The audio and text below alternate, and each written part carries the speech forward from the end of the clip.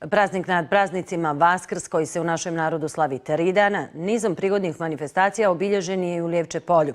Ansambl narodnih igara Lijevče iz razvoja kod Srpca organizovalo je kulturno-umjetnički program pod nazivom Vaskršnji ples.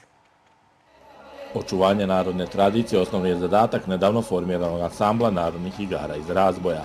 Vaskrs je bio idealna prilika da mještanima Lijevče polja u novoizgrađenom društvenom domu u Kukuljma prikažu koliko je više od 100 članova u tome uspjelo.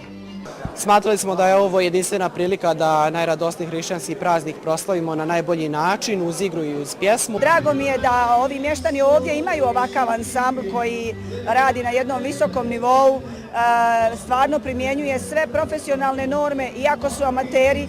Osim članova Lijevča svih uzrasnih kategorija, publici u Kukuljma predstavili su se i estradni umjetnici Rade Jorović i Gordana Lazarević, koji su nastupili u vaskršnjem programu naše medijske kuće sa zadatkom očuvanja tradicionalne pjesme. Evo, juče smo bili sinoć u Derventi, pre toga naravno u živom programu RTRS-a iz Banja Luke.